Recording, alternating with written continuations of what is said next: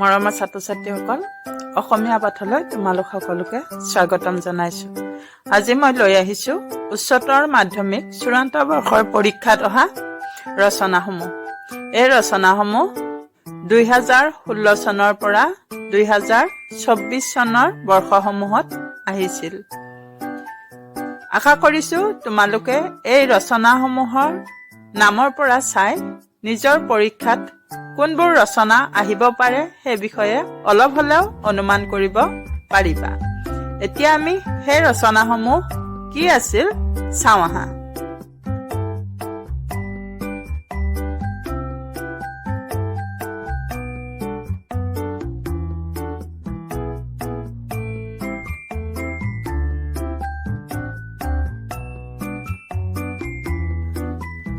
2016 বৰ্ষত অহা ৰচনাসমূহ। প্ৰথম ৰচনাখন হৈছে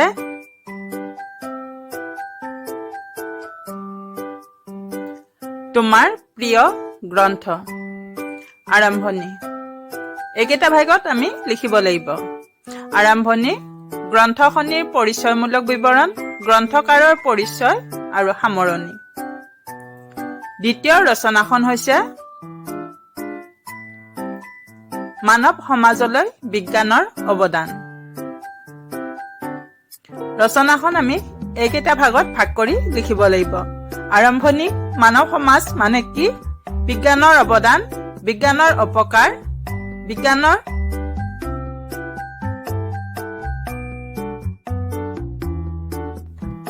আৱিষ্কাৰ, বৈজ্ঞানিক দায়িত্ব, সামৰণি।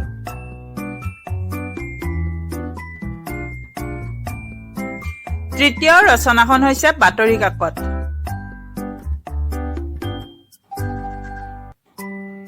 এইকেইটা ভাগত আমি ভাগ কৰি লিখিব লাগিব।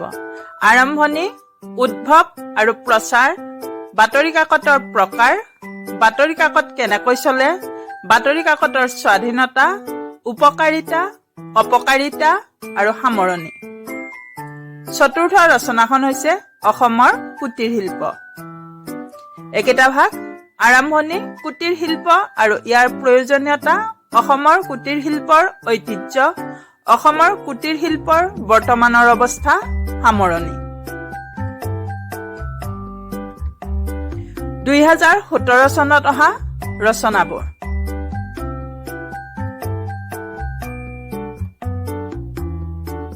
প্ৰথম ৰচনা, তোমাৰ প্ৰিয় সাহিত্যিক। আমি এইকেইটা ভাগত লিখিব লাগিব। আৰম্ভণি, জন্ম, শিক্ষা আৰু কৰ্মজীৱন, সাহিত্যৰাজিৰ পৰিচয়, প্ৰিয় হোৱাৰ কাৰণ আৰু সামৰণি। 2017 চনত অহা দ্বিতীয় ৰচনাখন হৈছে বিজ্ঞানৰ প্ৰখ্যাত আৱিষ্কাৰ দূৰদৰ্শন।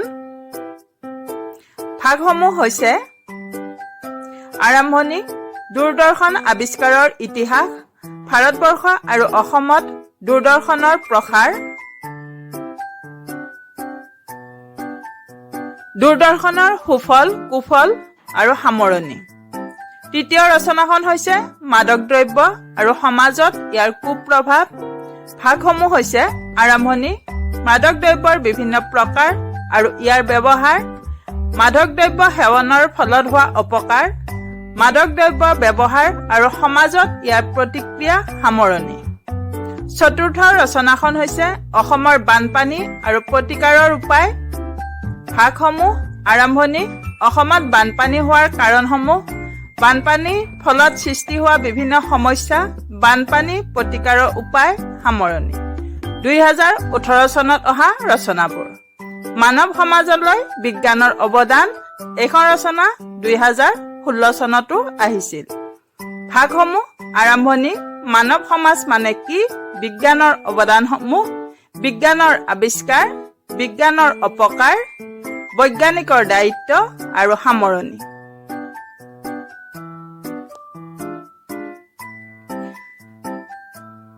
দ্বিতীয় ৰচনাখন হৈছে পৰিৱেশ প্ৰদূষণ আৰু ইয়াৰ প্ৰতিকাৰ। ভাগসমূহ আৰম্ভণি, প্ৰদূষণ মানে কি, বায়ু প্ৰদূষণ, মাটি প্ৰদূষণ, জল প্ৰদূষণ, সামাজিক প্ৰদূষণ, অন্যান্য প্ৰদূষণ, প্ৰদূষণৰ প্ৰতিকাৰ আৰু সামৰণি। তৃতীয় ৰচনাখন হৈছে নাৰী শিক্ষাৰ প্ৰয়োজনীয়তা।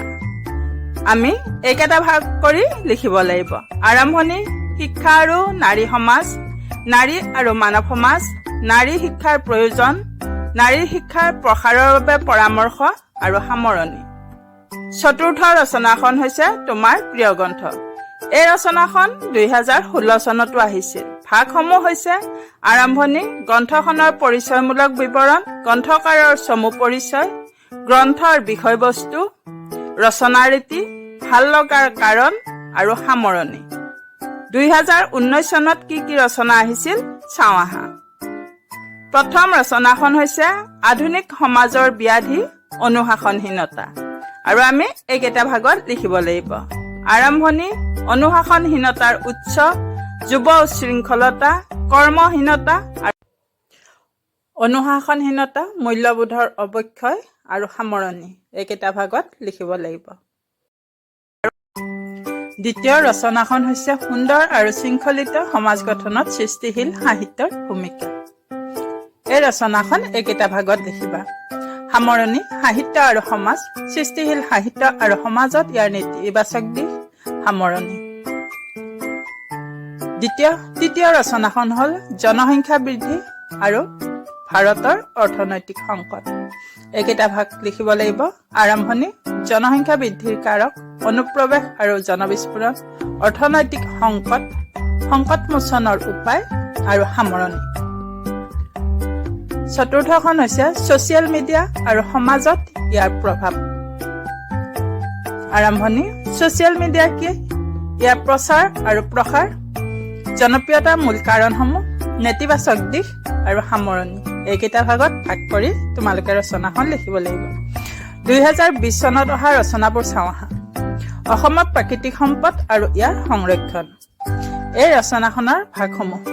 আৰম্ভণি, প্ৰাকৃতিক সম্পদ মানে কি, অসমৰ প্ৰাকৃতিক সম্পদৰ শ্ৰেণী বিভাগ, প্ৰাকৃতিক সম্পদৰ ৰক্ষণাবেক্ষণৰ ক্ষেত্ৰত ল'বলগীয়া পদক্ষেপ, সামৰণি। তৃতীয়খন হৈছে একবিংশ শতিকাত প্ৰকাশিত তুমি ভাল পোৱা এখন গ্ৰন্থ। এই ৰচনাখন তোমালোকে 2000 চনৰ পিছত লিখা কিতাপৰ ওপৰত লিখিব লাগিব। ভাগকেইটা হৈছে আৰম্ভণি, গ্ৰন্থ আৰু গ্ৰন্থকাৰৰ পৰিচয়, পঢ়ি ভাল পোৱাৰ কাৰণ, বিষয়বস্তুৰ আলোচনা, সামৰণি। তৃতীয়খন হৈছে পৰ্যটন আৰু অসম। আৰম্ভণি, পৰ্যটন কি, পৰ্যটনৰ শ্ৰেণী বিভাগ, অসমত পৰ্যটনৰ ক্ষেত্ৰত দেখা পোৱা সমস্যা, পৰ্যটকৰ আকৰ্ষণৰ বাবে কৰণীয় দিশ, উদ্যোগ হিচাপে পৰ্যটন আৰু সামৰণি। এইকেইটা ভাগত লিখিবা। নেক্সটখন হৈছে গোলকীয় উষ্ণতা বৃদ্ধি, কাৰণ আৰু প্ৰতিকাৰ। লিখিবা এনে। আৰম্ভণি, গোলকীয় উষ্ণতা কি, উষ্ণতা বৃদ্ধিৰ মূল কাৰণসমূহ, ভয়াৱহতা, প্ৰাকৃতিক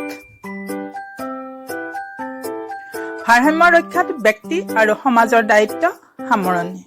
এইদৰে ভাগত বিভক্ত কৰি তোমালোকে কথাখিনি লিখিবা। পিছৰখন হৈছে এইটো চনৰ পৰা 5খনকৈ ৰচনা দিয়া হৈছে, তাৰ ভিতৰত যিকোনো এখন লিখিব লাগে। জৈৱ বৈচিত্ৰ্য আৰু সাম্প্ৰতিক সময়। আৰম্ভণি, জৈৱ বৈচিত্ৰ্য আৰু মানৱ সমাজ, জৈৱ বৈচিত্ৰ্য সংৰক্ষণৰ প্ৰয়োজনীয়তা, জৈৱ বৈচিত্ৰ্য সংৰক্ষণৰ উপায়, জৈৱ বৈচিত্ৰ্য ৰক্ষাত আমাৰ কৰণীয় আৰু সামৰণি। 2022 চনত অহা ৰচনাবোৰ চাওঁ আহা। প্ৰথম ৰচনাখনে কভিডকালীন সময়ৰ ইতিবাচক আৰু নেতিবাচক দিশ। আৰম্ভণি, COVID-19 মানে কি, বিশ্বজুৰি ইয়াৰ ভয়াৱহতা, ল'বলগীয়া সাৱধানতা, ইতিবাচক দিশ, নেতিবাচক দিশ, সামৰণি। পিছৰখন হৈছে অসমৰ ক্ষুদ্ৰ উদ্যোগ সম্প্ৰসাৰণ আৰু বাণিজ্যিকৰণ। আৰম্ভণি, ক্ষুদ্ৰ উদ্যোগ আৰু ইয়াৰ শ্ৰেণী বিভাগ, ক্ষুদ্ৰ উদ্যোগৰ সম্প্ৰসাৰণ, বাণিজ্যিকীকৰণ, অসমত ক্ষুদ্ৰ উদ্যোগৰ ক্ষেত্ৰত দেখা পোৱা সমস্যা, আৰ্থিক সবলীকৰণৰ ক্ষেত্ৰত ক্ষুদ্ৰ উদ্যোগৰ ভূমিকা, সামৰণি। পিছৰখন জ্ঞানপীঠ অথবা সাহিত্য একাডেমী বঁটা বিজয়ী এগৰাকী সাহিত্যিক। আৰম্ভণি, সাহিত্যিকগৰাকীৰ পৰিচয়, সাহিত্য কৃতি, সাহিত্যিকগৰাকীৰ বঁটাপ্ৰাপ্ত গ্ৰন্থ, সাহিত্যৰাজিৰ সামগ্ৰিক বিশ্লেষণ, সামৰণি। ইয়াত তোমালোকে ডক্টৰ মামণি ৰয়ছম গোস্বামী নহ'লে বীৰেন্দ্ৰ কুমাৰ ভট্টাচাৰ্যৰ বিষয়ে লিখিব পাৰিবা। পিছৰখন হৈছে সামাজিক মাধ্যম আৰু বৰ্তমান সময়ত ইয়াৰ প্ৰভাৱ। এই ৰচনাখন আগৰ বছৰতো আহিছে। সামাজিক মাধ্যম কি, সামাজিক মাধ্যমৰ বিভিন্ন প্ৰকাৰ, অপকাৰিতা আৰু উপকাৰিতা, মানসিক আৰু শাৰীৰিক প্ৰতিক্ৰিয়া, সামৰণি। 2023 চনত অহা ৰচনাবোৰ। প্ৰথমখন হৈছে অসমৰ কুটিৰ শিল্প। সামাজিক মাধ্যমখন 2019 চনত আহিছিল, কুটিৰ শিল্প 2016 চনত আহি গৈছে। আৰম্ভণি কুটিৰ শিল্প মানে কি বুজা? ক্ষুদ্ৰ উদ্যোগ হিচাপে অসমৰ কুটিৰ শিল্প, নিবনুৱা সমস্যা দূৰীকৰণত কুটিৰ শিল্পৰ ভূমিকা, সামগ্ৰী বিপণনৰ ব্যৱস্থা, অসমৰ কুটিৰ শিল্পৰ ভৱিষ্যত সামৰণি। তাৰ পিছৰ ৰচনাখন হৈছে অসমৰ পৰ্যটন উদ্যোগ। এই ৰচনাখনো 2020 চনত আহি গৈছে। আৰম্ভণি পৰ্যটন মানে কি? উদ্যোগ হিচাপে পৰ্যটন, অসমত পৰ্যটন উদ্যোগৰ ক্ষেত্ৰত দেখা পোৱা সমস্যা, দেশ আৰু ব্যক্তিগতভাৱে আৰ্থিক স্বাৱলম্বিতাৰ ক্ষেত্ৰত পৰ্যটন উদ্যোগৰ ভূমিকা সামৰণি। পিছৰখন হৈছে তোমাৰ প্ৰিয় এগৰাকী সাহিত্যিক। এই ৰচনাখনো আহিছে 2017 চনত। আৰম্ভণি সাহিত্যিক গৰাকীৰ চমু পৰিচয়, তোমাৰ প্ৰিয় হোৱাৰ মূল কাৰণ, সাহিত্য প্ৰতিভাৰ সামগ্ৰিক মূল্যায়ন, বঁটা, সন্মান, স্বীকৃতি আদি, লেখক হিচাপে থকা সামাজিক দায়বদ্ধতা সামৰণি। এইকেইটা ভাগত ভাগ কৰি লিখিব লাগিব। ইয়াৰ পিছৰ ৰচনাখন হৈছে সামাজিক মাধ্যম আৰু অসমীয়া ভাষাৰ ভৱিষ্যত। এই ৰচনাখন অকণমান বেলেগকৈ দিছে। সামাজিক মাধ্যমৰ প্ৰকাৰ, সামাজিক মাধ্যমত অসমীয়া ভাষাৰ প্ৰয়োগ, ভাষাৰ শুদ্ধতা ৰক্ষাৰ ক্ষেত্ৰত ল'বলগীয়া সাৱধানতা, ইতিবাচক আৰু নেতিবাচক দিশ সামৰণি। এইকেইটা ভাগত ভাগ কৰি তোমালোকে ৰচনাখন লিখিব লাগিব। এতিয়া চাওঁ আহা 2024 চনত অহা ৰচনাবোৰ। মাতৃভাষা শিক্ষণৰ প্ৰয়োজনীয়তা। এই ৰচনাখন এইকেইটা ভাগত লিখিবা। আৰম্ভণি মাতৃভাষা শিক্ষাৰ প্ৰয়োজনীয়তা, মাতৃভাষা মাধ্যমত শিক্ষা গ্ৰহণৰ ইতিবাচক দিশ, মাতৃভাষা আৰু স্বদেশ প্ৰেম, বিদ্যাৰ্থী হিচাপে মাতৃভাষাৰ প্ৰতি তোমাৰ কৰণীয় সামৰণি। এইকেইটা ভাগত ভাগ কৰি তোমালোকে সুন্দৰকৈ ৰচনাখন লিখিব পাৰিবা। অসমৰ প্ৰাকৃতিক সম্পদ। এই ৰচনাখনৰ ভাগসমূহ হৈছে আৰম্ভণি প্ৰাকৃতিক সম্পদৰ শ্ৰেণী বিভাগ, ৰাজ্যৰ অৰ্থনৈতিক দিশ সবল কৰাত প্ৰাকৃতিক সম্পদৰ ভূমিকা, প্ৰাকৃতিক সম্পদৰ ৰক্ষণাবেক্ষণৰ উপায় সামৰণি। ইয়াৰ পিছৰখন হৈছে অসমৰ পৰিবহণ ব্যৱস্থা।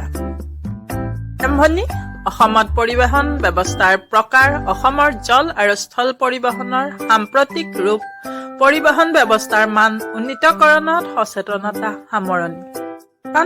গ্ৰন্থমেলা আৰু অসমৰ গ্ৰন্থৰ ভৱিষ্যত। আৰম্ভণি গ্ৰন্থমেলা মানে কি? লেখক সৃষ্টিত বিশ্বায়নৰ প্ৰভাৱত অসমীয়া গ্ৰন্থৰ ভৱিষ্যত সামৰণি। ইয়াৰ পিছৰখন হৈছে দৈনন্দিন জীৱনত বিজ্ঞানৰ প্ৰভাৱ। আৰম্ভণি দৈনন্দিন জীৱন যাত্ৰাত বিজ্ঞানৰ অৱদান, দৈনন্দিন জীৱনত বিজ্ঞানৰ উপকাৰিতা